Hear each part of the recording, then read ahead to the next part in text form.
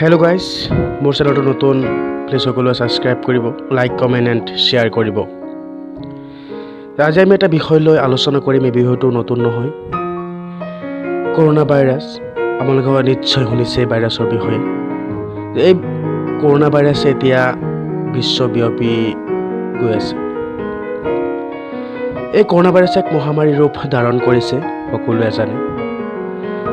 ইয়াৰ দ্বাৰা আমি বাচিবলৈ বিভিন্ন বিশেষজ্ঞসকলে আলোচনা কৰি কিছুমান মত দাঙি ধৰিছে। গতিকে আমি সকলোৱে যাতে অৱহেলা নকৰোঁ, এই বিষয়ে যাতে আমি গুৰুত্ব সহকাৰে লওঁ, সেইটো সকলোৰে পৰা আশা কৰিছোঁ। কৰোণা ভাইৰাছৰ পিছত এতিয়া বিশ্বত এটা ভাইৰাছে আক্ৰমণ কৰি আছে, সেইটো হ'ল য়ন্ত্ৰ।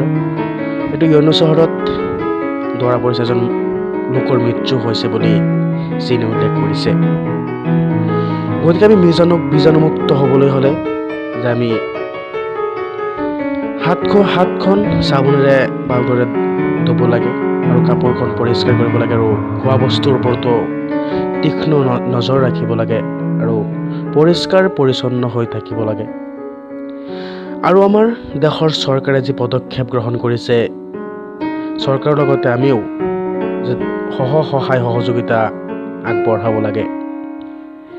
কিয়নো আমি বীজাণুমুক্ত হ'বলৈ হ'লে আমাৰ বিভিন্ন দায়িত্ব আছে, আমাৰ সমাজৰ দায়িত্ব আছে, আমাৰ গাঁৱত, আমাৰ চহৰত, আমাৰ অসমত, আমাৰ ভাৰতবৰ্ষত।